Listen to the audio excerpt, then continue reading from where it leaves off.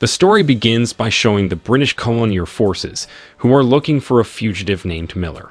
It is said that he is a robber who often robs the weapons and ammunition of the British, and more like he always escapes of the colonists' armies.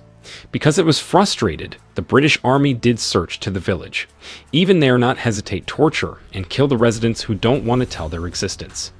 Not long since the massacre occurred, Miller and his gang members decided to repay their deeds, and after setting up strategies, they also attacked one of the British military headquarters. Back to a few years earlier, when Miller had not been a very brutal man.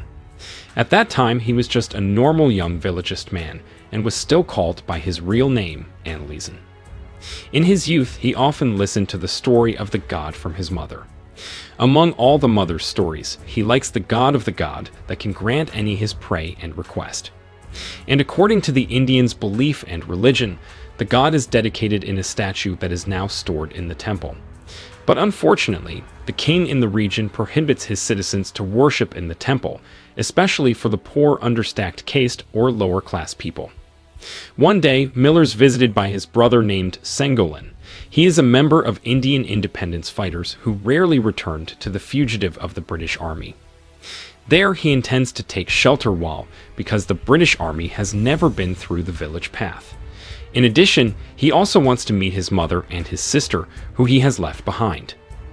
While on nostalgic, he also follows the village ceremony that every single year they always commemorate, the birth of their god, by singing the song.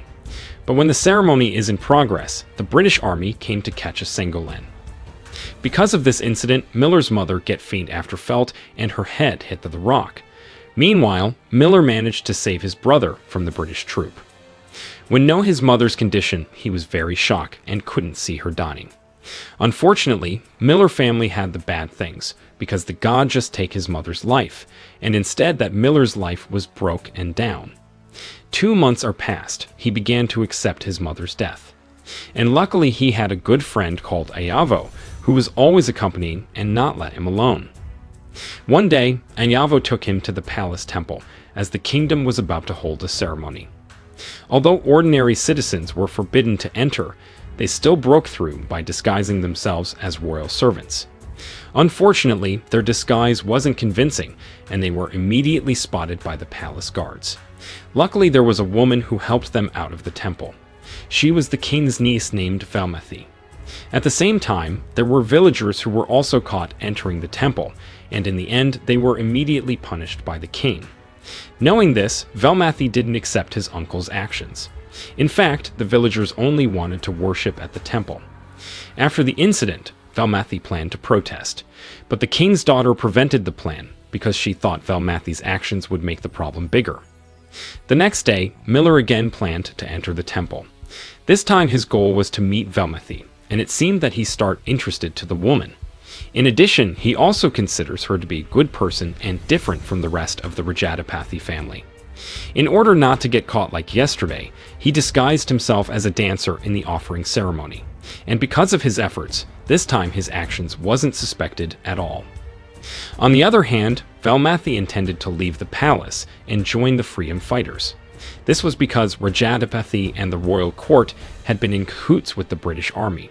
And although her cousin didn't agree with the plan, her mind was made up. Unfortunately, the plan spread and reached by Rajapathy. As a result, the king was furious and ordered his troops to arrest Velmathi. Unable to bear to see it, Miller immediately took action. After defeating them, Miller brought Velmathi to the exit gate. Not long after, a long-haired man picked him up, and it turned out that the man was Velmathi's lover. They both thanked him and ran away. Seeing their leaving, Miller was heartbroken, because the woman he liked had left with another man. Then he went home with a sad look on his face, and because of his heartache, he decided to join in the British army.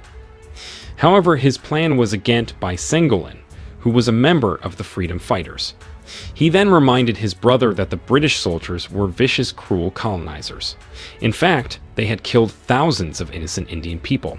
But even so, the Miller would still leave the village and prove that he could be a more respected person. In addition, he also felt that the Indian people would not have freedom, because if the British left, the people would still be oppressed and against by Rajapathy. Moreover, Indians still looked up to caste and property. In the end, he made up his mind to leave the village, and of course his decision infuriated the villagers who considered him as a traitor to the nation. Later, he enrolled in the British Military Academy. Before becoming a soldier, he had to undergo training first. After months of training, the British Army changed the names of all members from India. He started using the name Miller as given by his superiors. During his time at the academy, he became good friends with two other soldiers named Stephen and Ravi. Then during a casual conversation, Miller said that he had ambitions of becoming a captain. 2 months later, Miller and the other soldiers finally got their first assignment. But this task wasn't easy at all, as they were ordered to arrest Indian activists who were carrying out demonstrations. Arriving at the demonstration site, the troop commander told his subordinates to get position and take up firing. Suddenly, Miller was very surprised, because his initial mission was to arrest the activists. Here he began to realize that his decision to become a soldier was a mistake, because when he picked up his gun, he didn't have the heart to kill his own people. However, the cruel general kept forcing him to shoot, so inevitably he was no choice to do it.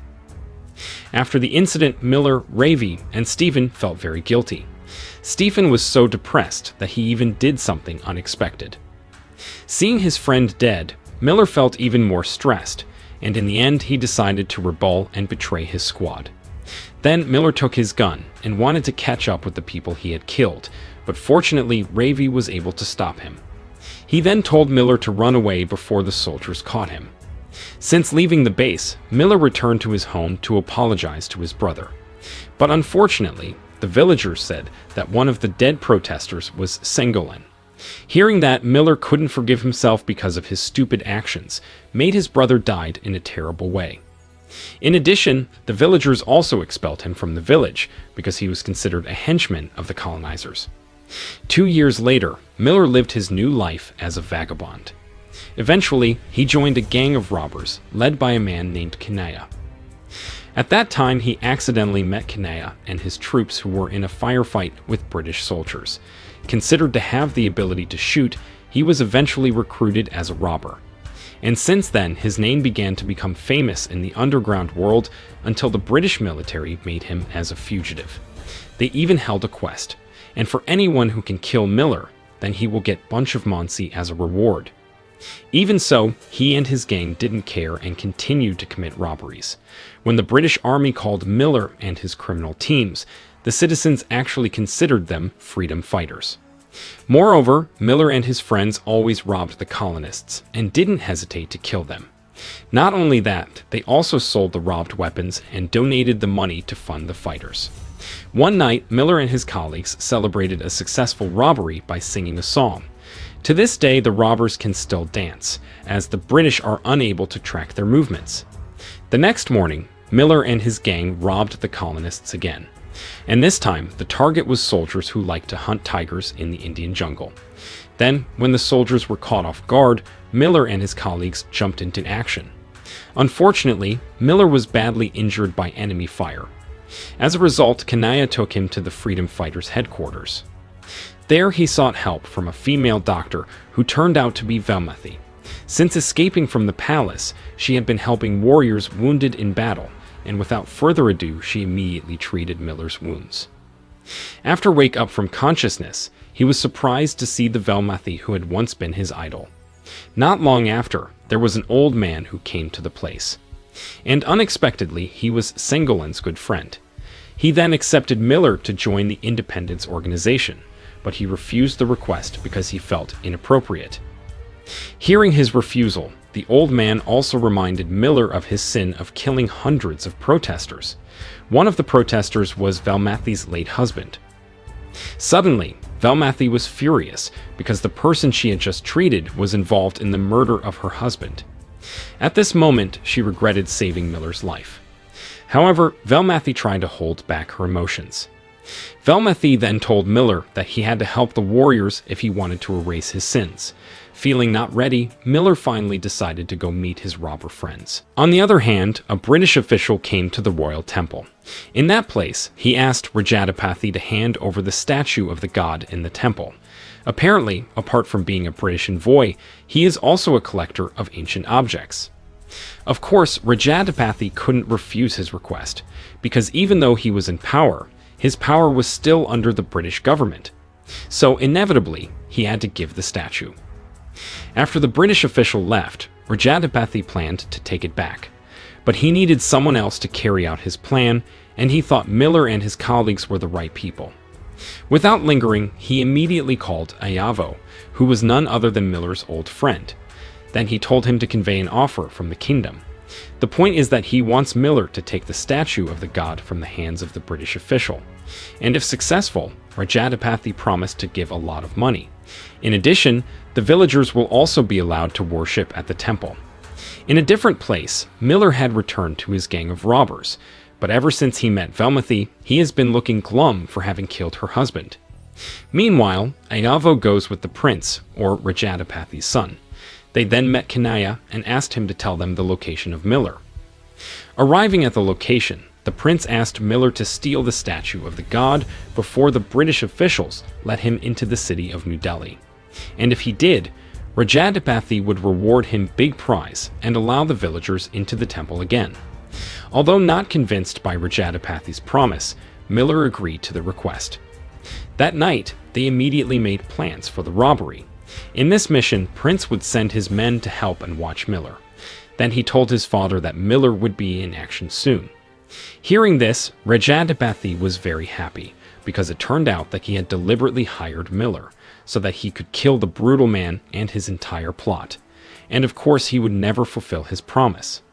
The next day, Miller and his colleagues planted a bomb in the middle of the road where the car carrying the statue would pass. After that, they hid behind rocks and bushes. When the car passed by, Miller gave the signal for action.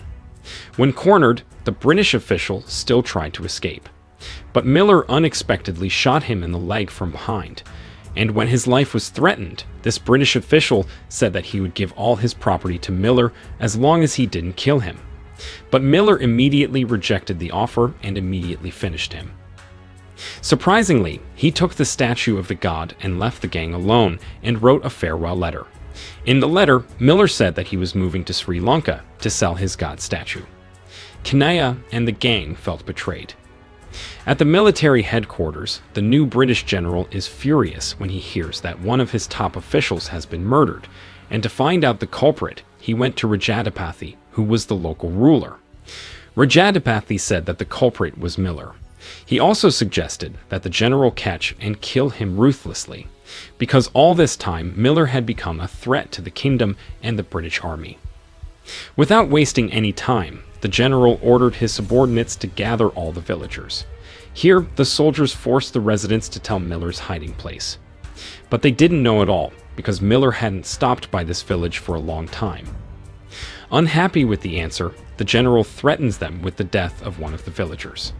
At the same time, Kanaya and his men tried to rescue the villagers, but they were too few compared to the soldiers. As a result, they couldn't stop the general's brutality from slaughtering the villagers. Even Ayavo was one of the people executed. Seeing the massacre, the princes supported the general's actions and thought that people from the lower castes class deserved to die, rather than live as the scum of society. On the other hand, Kanaya decided to surrender to the British army. Although his colleagues forbade it, he had no other choice. In front of the general, he said he would tell Miller's location as long as the soldiers stopped killing villagers. The general agreed to her offer and told his men to stop the execution. Afterwards, Kanaya said that Miller was going to Sri Lanka via Ketapane port. Wasting no time, the general immediately mobilized troops to catch the brutal man there. At the port, Miller opened the box of the god statue he had taken, and when he saw the god statue for the first time, he immediately remembered his late mother. Where since he was a child, his mother always wanted to go into the temple and see the statue of the god. But unfortunately, she was never able to realize that wish. Not long after, an informant told him that the villagers were in danger. Apart from the villagers, Kanaya had also been detained by the British army. Hearing this news, Miller cancelled his intention to go to Sri Lanka. Moments later, British soldiers arrived at the harbor and immediately searched for Miller. However, there was a young man who said that Miller had escaped. In fact, he deliberately lied to protect the robber. When he got that information, the general went crazy and intended to burn down people's houses. That way everyone would be afraid of the British army. But he didn't realize that Miller was already in the village to save the people, and before long, he was brutalized. Seeing the general trying to escape, Miller immediately raised his bazooka and aimed at the general. Although the soldiers were still alive, Miller let them escape, because he wanted to warn the British military that the Indian people were no longer weak. At the same time, Rajadipathy had just returned to the palace after dropping off his daughter for college in New Delhi. When his father arrived, the prince immediately informed him of the situation that had just occurred. Rajadipathy was upset that Miller was alive and back in the village. Not only that, he was also angry when he found out that Velmathi had gone to treat the wounded. Once the situation was safe, the villagers held a funeral ceremony to honor the fallen. After the funeral, Miller gathered the caught soldiers. He separated the British and Indians and pointed his gun at the British. Although they begged for mercy, Miller didn't care. Next, Miller asked for help from former colonial soldiers from India. One of the soldiers said that the general would return with 700 personnel. Since there was going to be a battle, Kanaya was ready to help, but he proposed that the villagers be moved to a safe place first. However, the village chief rejected his proposal and chose to fight alongside Miller. In the evening, Velmathi met Miller and told him that not all the people would join the war, especially the women and children, so they should be moved to the royal temple. Hearing this, Miller planned to climb the wall to open the door of the temple so that all citizens could enter. Although it was risky, he would do anything for the safety of the people. However, unfortunately, Rajadipathy had given orders to the prince and the palace soldiers to stand guard at the entrance of the temple, because he felt that the villagers would infiltrate there. Long story short, Miller and his colleagues approached the palace soldiers on guard. He tried to distract them from suspecting his plan. Meanwhile, Velmathi and the other villagers began to sneak into the temple, but their actions were discovered by the palace soldiers. As a result, Miller and Velmathi had to fight them all. While the battle was still going on, Rajadipathy came out without thinking about his life. Seeing that, Velmathi immediately taken down him. When Rajadipathy couldn't move, she pointed her gun and took Rajadipathy's life on behalf of the oppressed people. At the same time, Miller won the duel with the prince. Seeing his prowess, the palace soldiers decided to surrender and would fight alongside the villagers. At this point, they had realized that India needed strength to overthrow the cruel invaders. Not long after, Velmathi opened the temple doors and invited the villagers to enter. Finally, they could enter the shrine again after being banned for years. Once the villagers were safe, Miller told the prince that his reign had come to an end. In addition, he also told him to atone for his sins in hell. In a different place, the British soldiers were preparing weapons and ammunition, and on the general's orders, they were to kill Miller and all the villagers. When the British soldiers arrived, Miller told his comrades to stand by. He then walked to the front of the enemy soldiers without any guards. Seeing his bravery, the general felt underestimated and immediately gave the signal to attack. However, they didn't know that Miller had prepared dozens of traps. Because of these mines, half of the British troops were killed easily. On the other hand, the villagers had also launched a sustained attack. Unfortunately, the British general brought in reserve troops which overwhelmed the villagers. Even Velmathi and the palace soldiers were struggling to contain their attacks. But in the distance, there was a British soldier who betrayed the general, and that person turned out to be Ravi. At the same time, the British troops could break through the temple doors and want to kill the citizens. However, Miller and his friends were lucky to get help from members of the freedom fighters, one of whom was Sengolen. As it turned out, Sengolen was still alive after managing to escape when the colonial troops opened fire on the demonstrators. Without wasting any more time, Sengolen finished off the British soldiers one by one. Seeing his brother still alive, Miller became even more excited. Moreover, he also received help from Ravi and friends. Because of their cooperation, the enemy soldiers were finally eliminated. After winning the battle, Miller apologized to Sengolen for joining the army. He should have listened to his brother's advice, who forbade him from leaving the village. Hearing these words, Sengolan forgave him wholeheartedly. But the struggle for independence wasn't over yet, as the British Empire still hadn't left Indian land. So from now on, Miller decided to join Sengolan's organization to abolish colonialism. At the end of the story, the villagers held a religious ceremony and prayed for the safety of Miller and the other warriors. From that day on, they believed that Miller was a messenger of God, who would bring salvation to the people of India. And after that, the movie ended.